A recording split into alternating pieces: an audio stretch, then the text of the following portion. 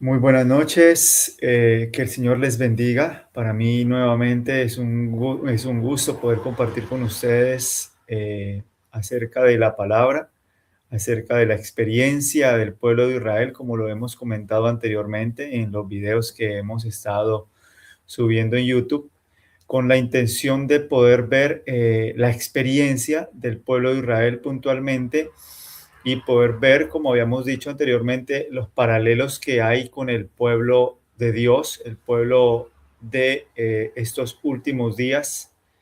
Si bien nosotros como adventistas del séptimo día tenemos la necesidad de proclamar este mensaje, no somos entonces un pueblo exclusivo, somos un pueblo llamado a levantar la verdad para este tiempo.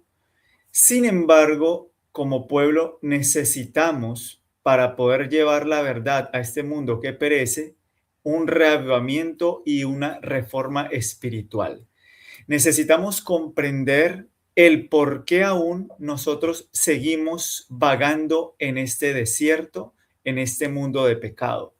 Necesitamos comprender nuestra incredulidad, nuestra rebelión, y necesitamos ver cuál entonces es la solución que el Señor Dios nos ha dado para que podamos entonces apropiarnos de sus promesas y creyendo en su palabra, vivir conforme a ella y entonces poder experimentar una vida que realmente refleje el carácter de Cristo por la fe.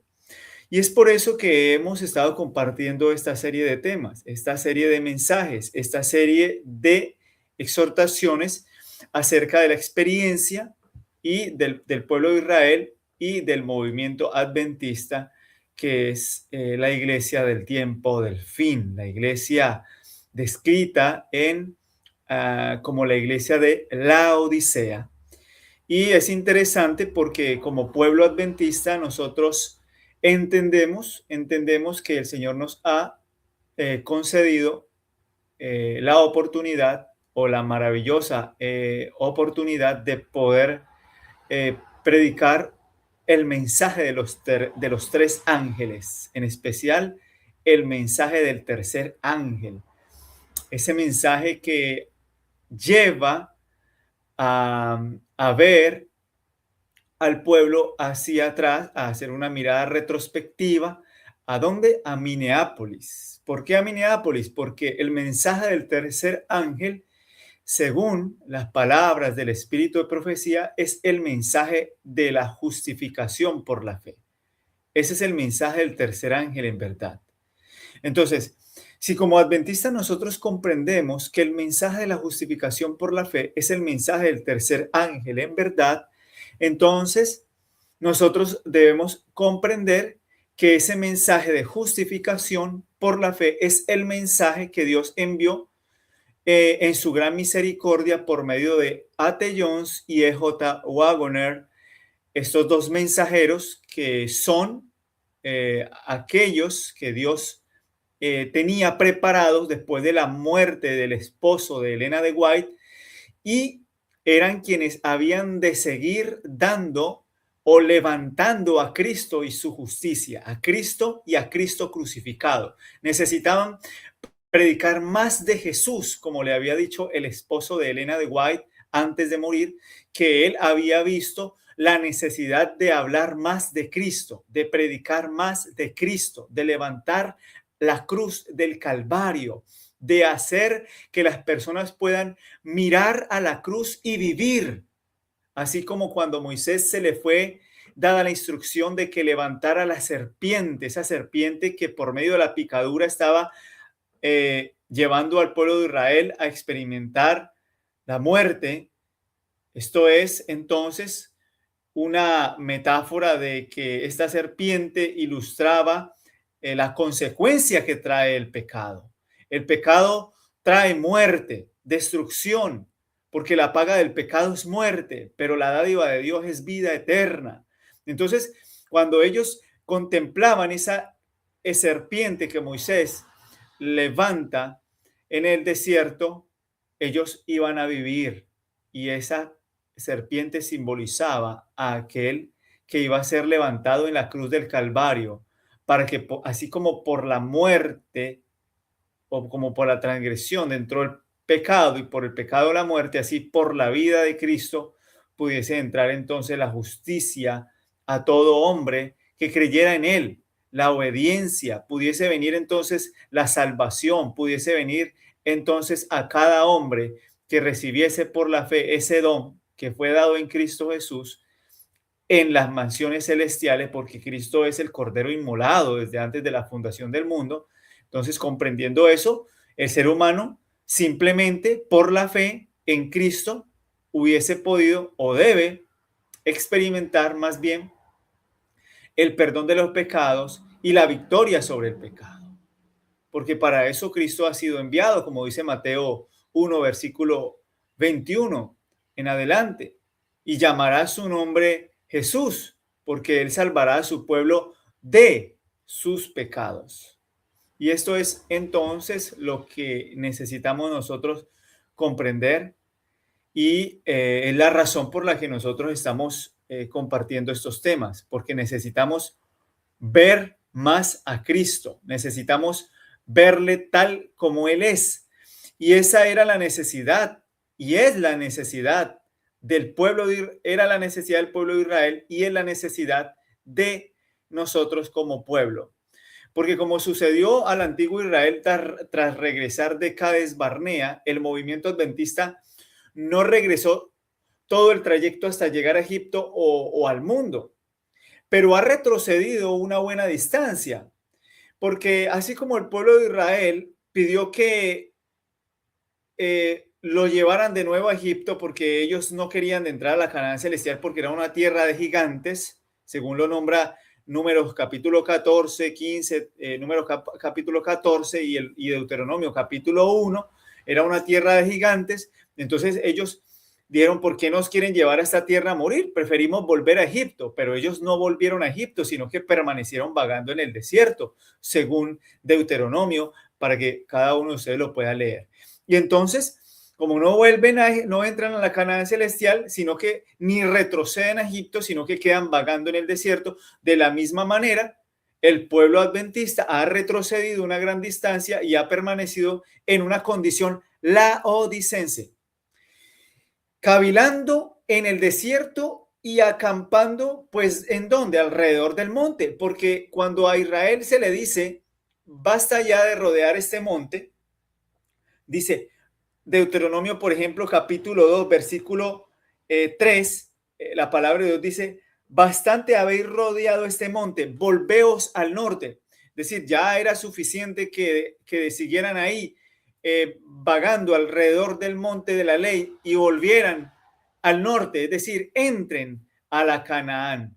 Y la misma aplicación es para nosotros. Hemos estado vagando en esta mente laodicense, hemos estado rechazando lo que Cristo nos está ofreciendo según Apocalipsis capítulo 3. Estos dones espirituales, este mercader celestial viene ofreciéndonos su ropa inmaculada de justicia, ofreciéndonos el colirio, ofreciéndonos esa fe y ese amor que son realmente la fe de Jesús, ese amor que soporta toda prueba, esa fe refinada en el fuego. Y eso es lo que Cristo quiere darnos. Entonces, somos esa iglesia la Odisea porque creemos que no necesitamos eso, porque estamos prosperando tanto como pueblo y tenemos tantas instituciones y tenemos tanta influencia que realmente pues parece que estamos prosperando. Parece que estamos prosperando, pero esa no es la prosperidad en la cual Dios se fija, y es lo que vamos a ver más adelante.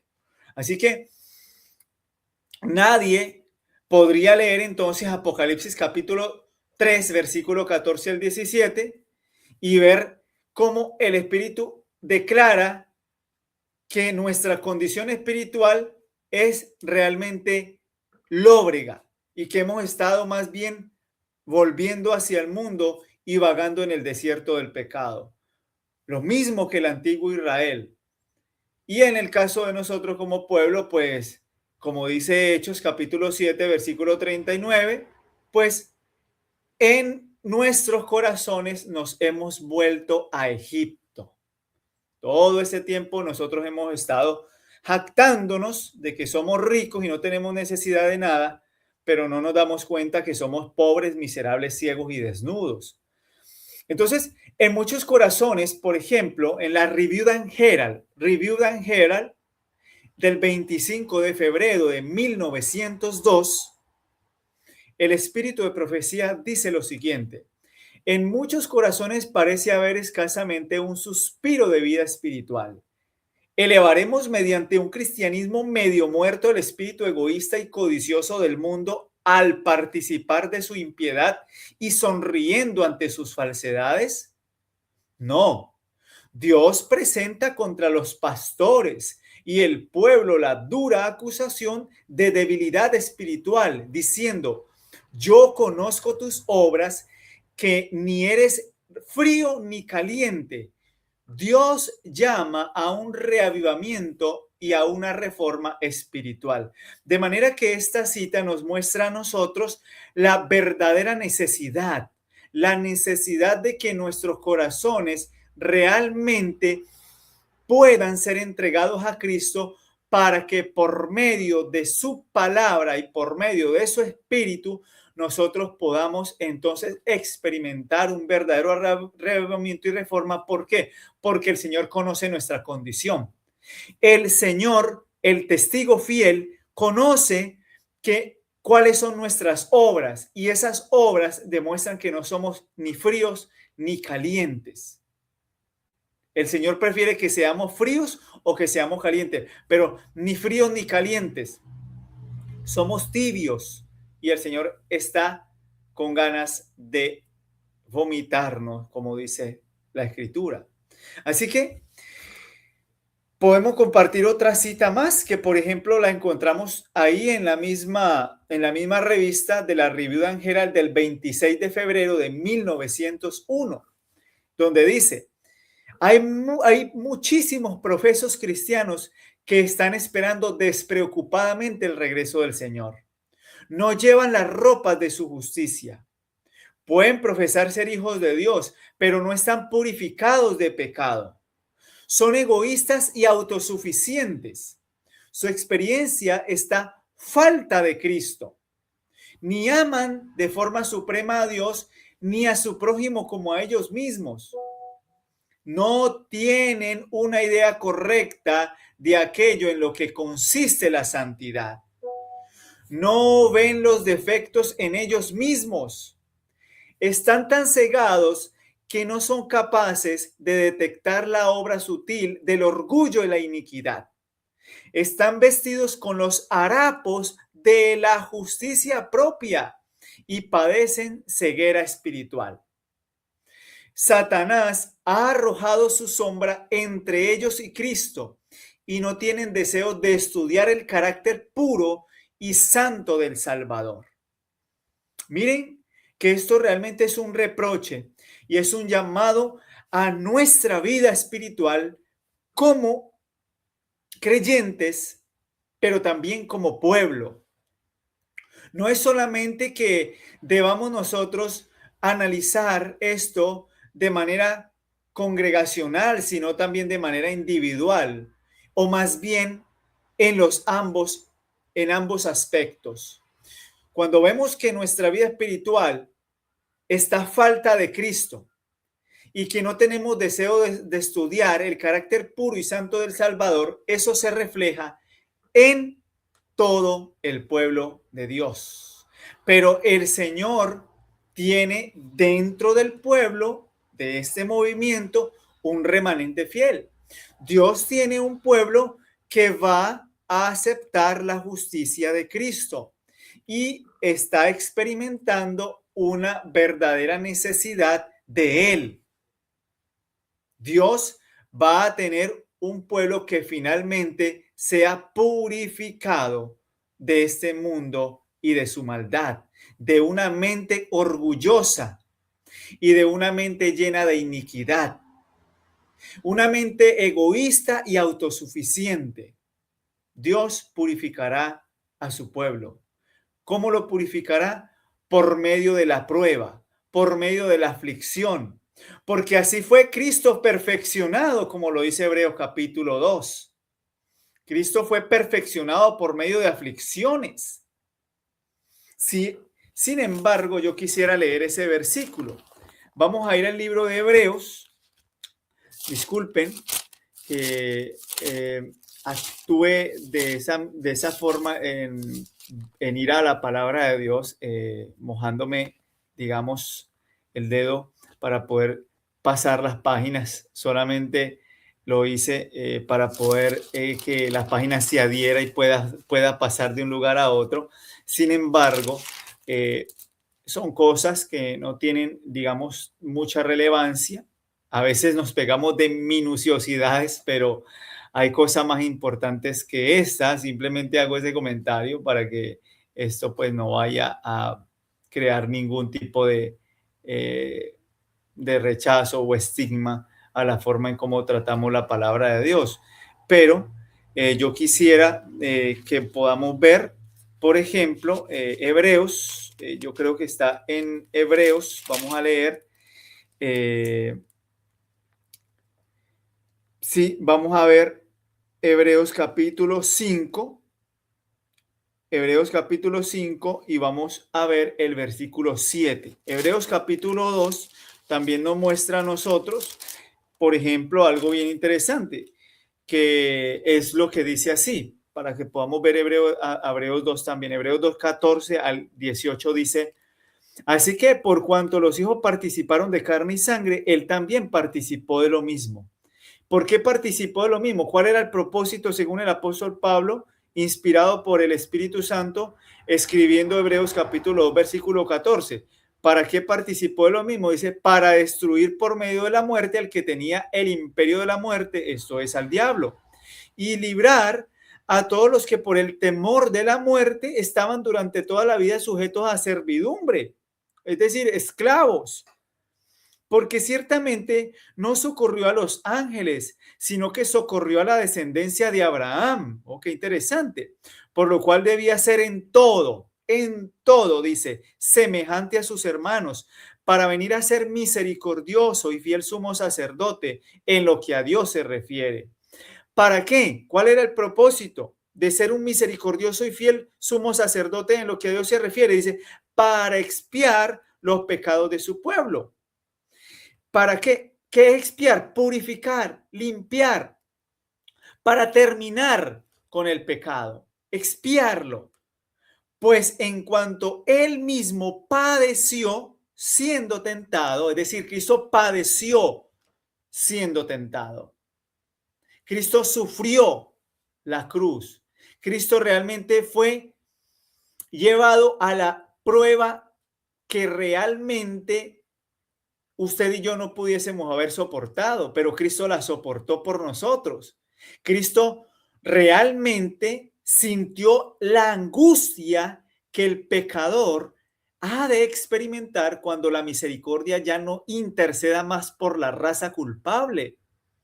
Así que esto es maravilloso porque tenemos un sumo sacerdote que se compadece de nosotros porque él padeció siendo tentado.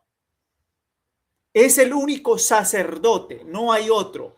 No hay un sacerdote terrenal, no hay un intercesor terrenal, no hay un padre, no hay un pontífice, no hay un sacerdote aquí en esta tierra, como lo enseña el sistema católico. No, no. Eso es una blasfema contra el Señor. Tenemos solamente un sacerdote que es Cristo, y Cristo es el único que puede ser quien se compadezca de nosotros, quien nos ayude y quien nos dé el poder para soportar la prueba, como lo dice Hebreos 2:18. Pues en cuanto él mismo padeció siendo tentado, es poderoso para socorrer a los que son tentados. Así que Hebreos 5:7 dice, y Cristo en los días de su carne, es decir, en su humanidad, ofreciendo ruegos y súplicas con gran clamor y lágrimas al que le podía librar de la muerte, fue oído a causa de su temor reverente. Y aunque era hijo, por lo que padeció, aprendió la obediencia. Y habiendo sido perfeccionado, vino a ser autor de eterna salvación para todos los que le obedecen. Así que Cristo fue perfeccionado por medio de la aflicción. Y además de eso, Cristo aprendió la obediencia, aunque era el hijo de Dios, Cristo fue obediente a su Padre, se sometió a la palabra, vivió de toda palabra que sale de la boca de Dios. Por la fe, Cristo venció y por eso Cristo es nuestro sustituto y nuestro garante. A Él debemos acudir. Cristo es el único que puede darnos a nosotros la victoria sobre el pecado. Cristo es el único que puede darnos esa fe que usted y yo no tenemos para apropiarnos de las promesas del pacto eterno y así entonces poder participar por medio de las promesas, grandiosas y preciosas promesas de la naturaleza divina, para que podamos entonces participar de aquel que nos puede dar a nosotros la oportunidad de entrar a las mansiones celestiales, no siendo este nuestro objetivo principal, sino teniendo en mente vindicar el carácter de Cristo. Vivir para glorificar al Padre, honrándolo en todos sus principios y mandamientos. Esto era lo que la iglesia, es lo que el pueblo de Israel necesitaba y es lo mismo que la iglesia necesita. Es lo mismo que nosotros se nos urge por medio de ese mensaje de justificación por la fe, por medio de ese mensaje poderoso que el Señor envió en 1888. Pero no hay todavía evidencia de eso, más bien pareciera, como dice la Review and Herald del 21 de junio de 1898, que diariamente la iglesia se está convirtiendo al mundo. Pero no podemos desanimarnos porque aunque se presenta a la iglesia en su situación actual como en estado laodicense, como un gran hospital lleno de enfermos que agonizan, todo aquel que se relacione con este mensaje sabe que nuestra obra no está basada en la prosperidad material. Como pueblo, más bien retrocedemos espiritualmente, pero Dios tiene un remedio para ese retroceso espiritual. Y ese remedio es el mensaje de la justificación por la fe. Pero a nosotros se nos exhorta y se nos amonesta en Testimonios para la Iglesia, tomo 5, página 30, párrafo 2. Testimonios para la Iglesia, tomo 5.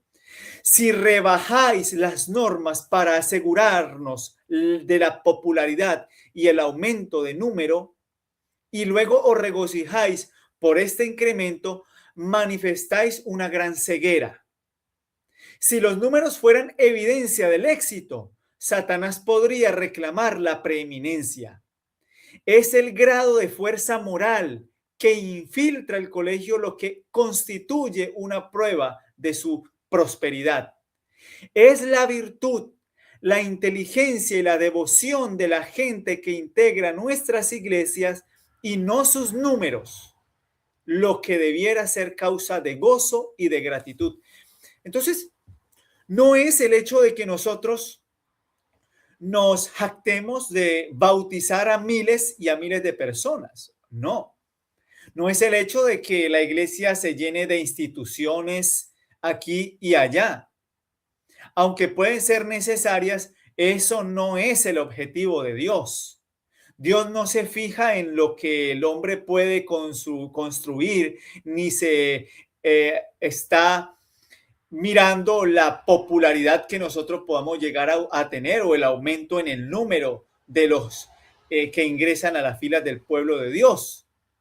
Si estos no poseen integridad y no muestran realmente una devoción inteligente y una verdadera virtud cristiana, afirmada en la verdad y realmente manifestando una verdadera piedad, entonces los números no son nada, porque si los números fueran una evidencia de que la iglesia está bien, entonces Satanás podría reclamar la preeminencia, dice el espíritu de profecía.